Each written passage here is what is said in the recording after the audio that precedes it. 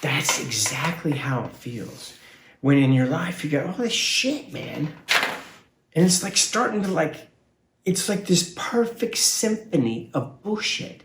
And it's pressuring down just when you start to reach up. It's like, oh, parking ticket, or whatever. Oh, car breaks down, or, oh, it's insane how that is just it's so, the symphony of bullshit it's perfect.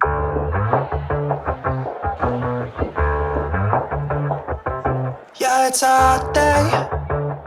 I'm hanging in the sunshine.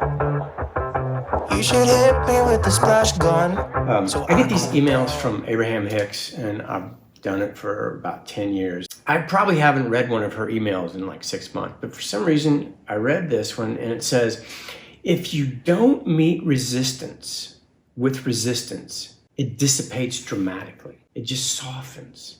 Try it.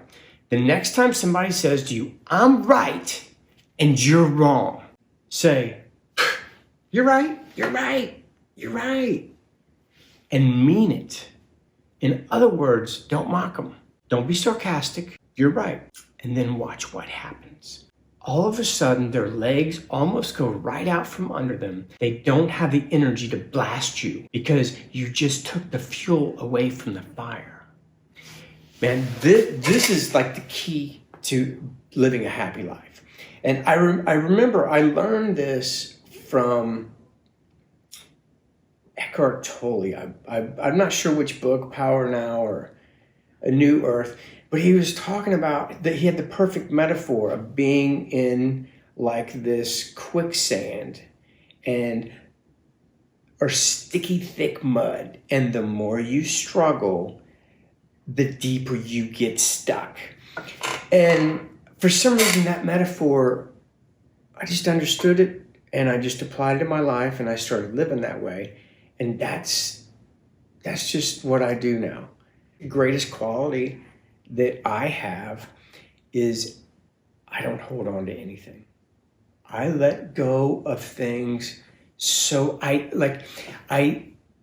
refuse to allow anything to rent space in my mind, because I spent years and years having conversations with people about things that never happened and working myself up. That's the resistance I'm talking about.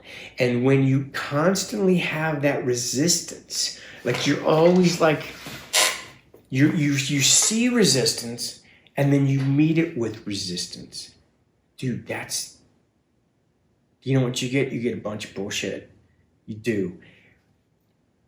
But if you stop the resistance and you just accept all the things going on in your life, you just accept them for what they are and just contemplate,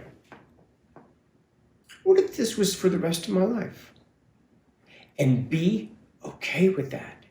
Find some kind of okayness with that just for a second. Not for long, but just for a second.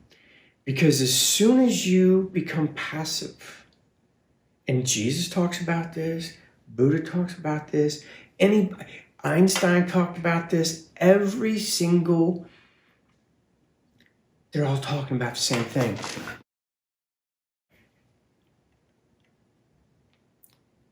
You have to be okay with it. You have to be passive. Because as soon as you become passive, your frequency, because you're not resisting it, will rise. And when it rises, then you're accessing new solutions, new thoughts, new opportunities, new synchronicities. You're functioning on the level that will get you out of this. But but you have to stop the resistance. And I don't know. Anyway, I just thought that was, and the only reason I'm making this video is because this is really weird, because I don't really open up my Abraham Hicks emails and I don't really go on Facebook. But this morning, for some reason, I went on and I was on the Seth forum. I saw this guy and he wrote this book on the LSD and the mind of the universe, Diamonds from Heaven. And so what he did was he took regular LSD trips for 20 years and he documented them all.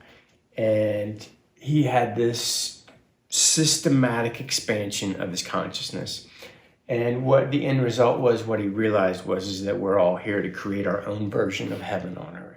I don't know. I just read this one little experience, and it said, I struggled desperately against the chaotic pain of existence. The more I struggled, the more ensnared I became. Everything around me was a swirling vortex.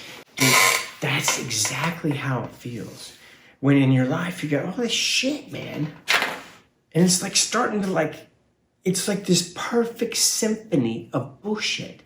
And it's pressuring down just when you start to reach up. It's like, oh, it's a parking ticket, or whatever. Oh, car breaks down, or, oh, it's insane how that is just it's so, the symphony of bullshit is perfect. It's perfect. So I guess what I'm saying is,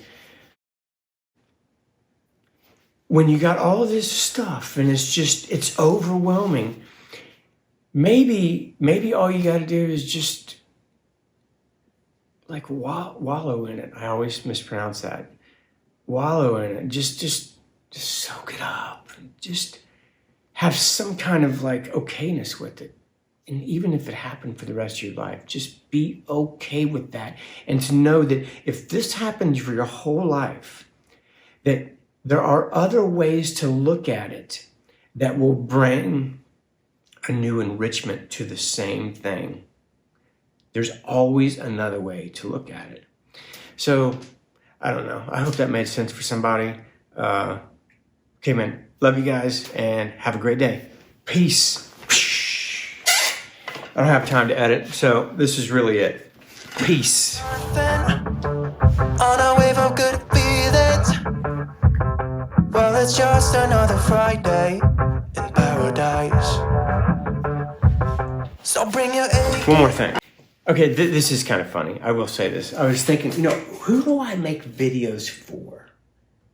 Do I make videos for people that have been awake for a long time, people who have been on this spiritual path for 25, 30 years, or whatever, their whole life? Or am I for people that are just not waking up? You know what I mean? I really don't know. I didn't even know what kind of videos to make.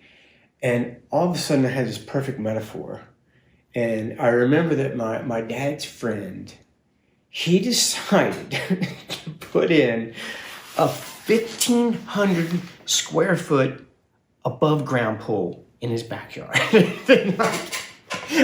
I mean, I don't know. I just think it's kind of funny. You know what I mean? Anyway, so he had a realtor, and his realtor friend's like, hey man, probably not the best idea for reselling your home.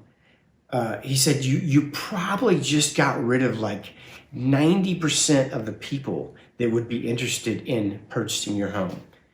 And he looked right at her and he says, that's perfect, because I'm building it for the 10% that do want one. And I don't know, I just thought that was such I don't know, I just love that. So that's who my videos are for.